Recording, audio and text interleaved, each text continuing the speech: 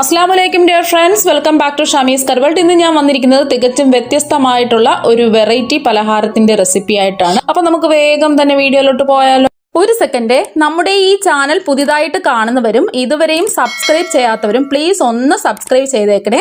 ഞാനിടുന്ന വീഡിയോസ് ഉടനടി കിട്ടുന്നതിനായി സബ്സ്ക്രൈബ് ബട്ടന്റെ തൊട്ടടുത്ത് കാണുന്ന ബെല്ലൈക്കൺ കൂടി ക്ലിക്ക് ചെയ്തിട്ട് ഓൾ എന്ന ഓപ്ഷൻ എനേബിൾ ചെയ്യാനും മറക്കല്ലേ. അപ്പൊ ഇതിന് വേണ്ടിയിട്ട് ഞാനിവിടെ കുറച്ച് സേമിയ എടുത്തിട്ടുണ്ട്. ഇനി ചെറുതായിട്ട് ഇതൊന്ന് പൊടിച്ചെടുക്കാം.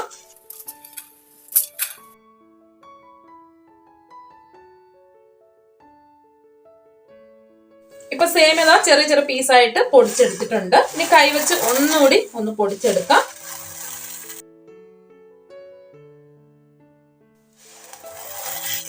സേമിയ എടുക്കുമ്പോൾ വറുത്തതോ വറക്കാത്തതോ ഏത് സേമിയ വേണമെങ്കിലും എടുക്കാം. ചെറുതായിട്ടൊന്ന് കൈവച്ചും കൂടി ഒന്ന് പൊടിച്ചു കൊടുത്തിട്ടുണ്ട്. ഇതുപോലെ ചെറിയ പീസായിട്ട് വേണം പൊടിച്ചെടുക്കാൻ വേണ്ടിയിട്ട്. ഇനി ഒരു മിക്സിംഗ് ബൗളിൽ 2 ടീസ്പൂൺ കോൺഫ്ലോർ ഇട്ട് കൊടുക്കാം. ഇനി ഇതിലേക്ക് 1 ടേബിൾ സ്പൂൺ വെള്ളം ഒഴിച്ച് ഒന്ന് മിക്സ് ചെയ്ത് വെക്കാം. കട്ടകളൊന്നും ഇല്ലാതെ ഒരു സ്പൂൺ കൊണ്ട് നല്ലതുപോലെ ഒന്ന് മിക്സ് ചെയ്തെടുക്കാം. ഇപ്പൊ ഒന്ന് കട്ടകളൊന്നും ഇല്ലാതെ ഒന്ന് യോജിപ്പിച്ചെടുത്തിട്ടുണ്ട്. ഇനി ഇത് മാറ്റി വെക്കാം. ഇനി ഒരു പാത്രത്തിലേക്ക് 2 കപ്പ് പാല് ഒഴിച്ചു കൊടുക്കാം.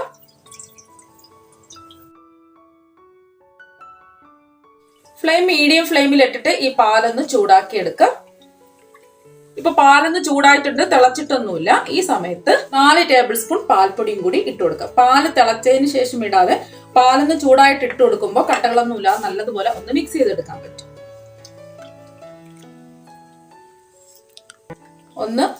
കട്ടകളൊന്നും ഇല്ലാതെ ഒന്ന് യോജിപ്പിച്ചെടുക്കാം.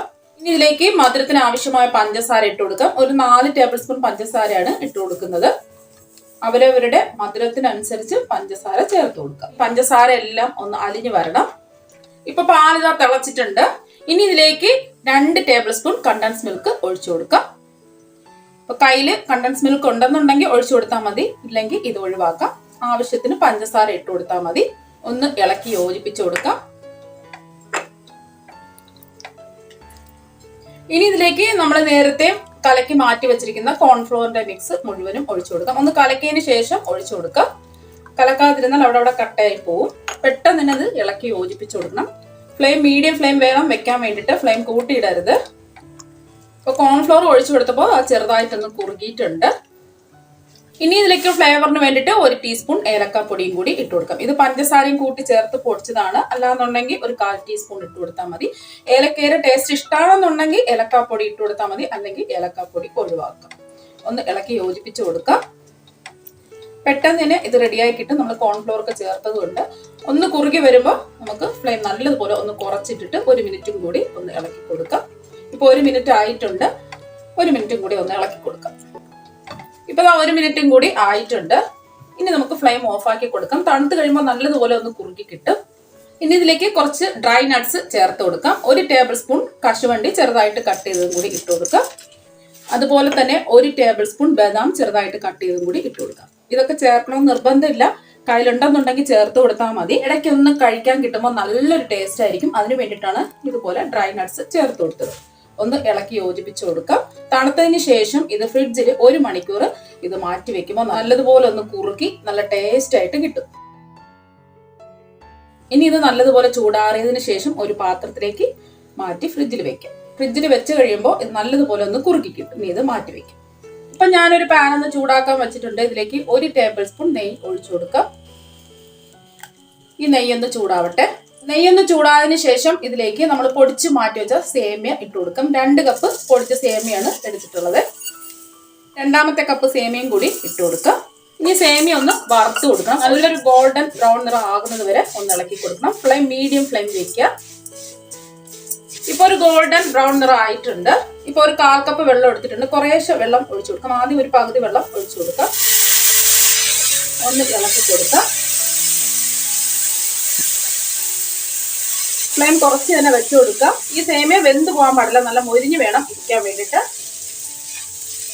ഇപ്പൊ വെള്ളം മുഴുവനും പെട്ടെന്ന് തന്നെ വറ്റിയിട്ടുണ്ട്. ഇനി ഇതിലേക്ക് ചേർക്കാൻ പോകുന്നത് 1 ടേബിൾ സ്പൂൺ കണ്ടൻസ് മിൽക്കാണ്. നോക്കിയിട്ട് വേണമെന്നുണ്ടെങ്കിൽ പിന്നീട് കുറച്ച് വീതം ചേർത്ത് കൊടുക്കാം.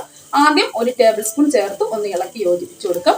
ഇത് ചേർത്ത് കൊടുക്കുന്നത് നല്ലതുപോലെ ഒന്ന് ഒട്ടിപ്പിടിക്കുന്നതിന് വേണ്ടിയിട്ടാണ്. വീണ്ടും 1 ടേബിൾ സ്പൂണും കൂടി ചേർത്ത് കൊടുക്കാം.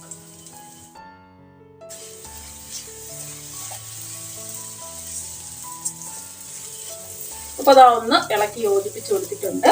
വീണ്ടും 1 ടേബിൾ സ്പൂൺ കണ്ടൻസ് മിൽക്കും കൂടി ഒഴിച്ചു കൊടുക്കാം. നിങ്ങൾക്ക് നല്ല മധുരമൊക്കെ വേണമെന്നുണ്ടെങ്കിൽ ഒരു 2-3 ടേബിൾ സ്പൂൺ പഞ്ചസാര കൂടി ചേർത്ത് കൊടുക്കുക. ഇപ്പൊ പഞ്ചസാര ഞാൻ ചേർക്കുന്നില്ല, ഈ മധുരത്തിൽ തന്നെയാണ് ചെയ്തെടുക്കുന്നത്. ഇളക്കി യോജിപ്പിച്ചു കൊടുക്കാം. കാണുമ്പോൾ തന്നെ നമുക്ക് മനസ്സിലാക്കാൻ പറ്റും നല്ല ഒട്ടുന്ന ഒരു പരുവം ആയിട്ടുണ്ട്. ഇനി ഇതിലേക്ക് ഫ്ലേവറിന് വേണ്ടിയിട്ട് ആവശ്യത്തിന് ഏലക്കാപ്പൊടി ചേർത്ത് കൊടുക്കാം. ഞാനിവിടെ 1 ടീസ്പൂൺ ഏലക്കാപ്പൊടിയാണ് ചേർത്ത് കൊടുക്കുന്നത്. ഇത് പഞ്ചസാരയും കൂട്ടി ചേർത്ത് പൊടിച്ചിട്ടുള്ളതാണ്. അല്ലാന്നുണ്ടെങ്കിൽ ഒരു 1/4 ടീസ്പൂൺ ചേർത്ത് കൊടുത്താൽ മതി. ഏലക്കയുടെ ഫ്ലേവർ ഇഷ്ടമാണെന്നുണ്ടെങ്കിൽ ഏലക്കാപ്പൊടി ചേർത്ത് കൊടുത്താൽ മതി, അല്ലെങ്കിൽ ഏലക്കാപ്പൊടി ഒഴിവാക്കാം. ഇനി ലാസ്റ്റില് 1 ടേബിൾ സ്പൂൺ പാൽപ്പൊടിയും കൂടി ഇട്ട് കൊടുക്കാം. ഒന്ന് ഇളക്കി യോജിപ്പിച്ചതിന് ശേഷം ഫ്ലെയിം ഓഫ് ആക്കി കൊടുക്കാം.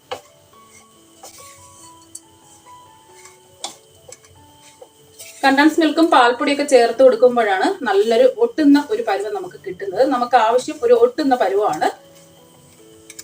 ഇപ്പൊ ഒന്ന് യോജിപ്പിച്ചെടുത്തിട്ടുണ്ട്. ഇനി ഫ്ലെയിം ഓഫ് ആക്കി കൊടുക്കാം. ഇനി നമ്മളെ വീട്ടില് എപ്പോഴും കാണുന്നതാണ് ഇതുപോലത്തെ നാരങ്ങയൊക്കെ പിഴിയുന്ന ഹാൻഡ് ജ്യൂസർ. ഇനി ഇതിന്റെ അകത്ത് ഒരു പ്ലാസ്റ്റിക് ഷീറ്റ് വെച്ചു കൊടുക്കാം. ഇനി നമ്മുടെ മിക്സ് ഇതിന്റെ അകത്ത് നിറച്ചു കൊടുക്കാം.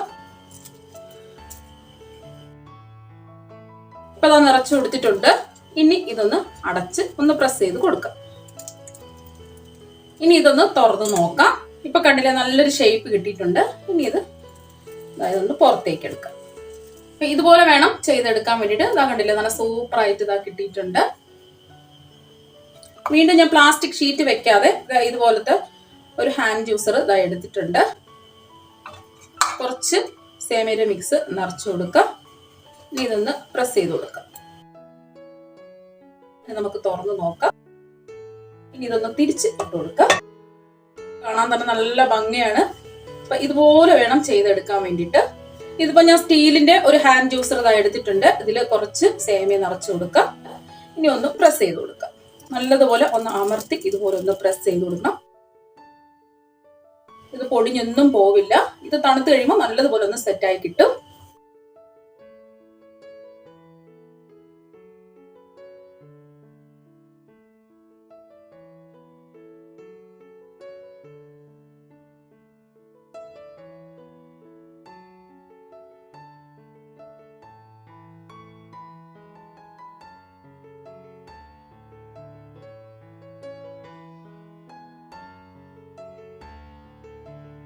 ഇതെല്ലാം ഒന്ന് ഷേപ്പ് ചെയ്ത് എടുത്തിട്ടുണ്ട്. ഇതൊന്ന് അരമണിക്കൂർ ഫ്രിഡ്ജിൽ ഒന്ന് സെറ്റ് ആയി കിട്ടാൻ വേണ്ടിയിട്ട് മാറ്റി വെക്കാം. ഇതിപ്പോ 1 മണിക്കൂർ ഫ്രിഡ്ജിൽ സെറ്റ് ചെയ്യാൻ വെച്ചിട്ട് എടുത്തിട്ടുള്ളതാണ്. ഇപ്പൊ തണുത്ത് നല്ലതുപോലെ ഒന്ന് സെറ്റ് ആയി കിട്ടിയിട്ടുണ്ട്.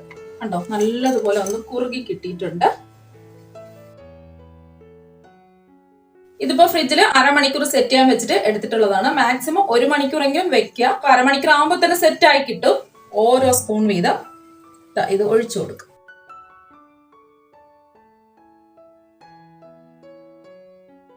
ഇനി ഡെക്കറേഷന് വേണ്ടിയിട്ട് കുറച്ച് പിസ്ത ഒന്ന് വിതറി കൊടുക്കാം. ഇതൊന്നും നിർബന്ധമല്ല, കാണാൻ ഒരു ഭംഗിക്ക് വേണ്ടിയിട്ടാണ് ഇങ്ങനെ ചെയ്യുന്നത്. കുറച്ച് ചെറിയും കൂടി എടുത്തിട്ടുണ്ട്.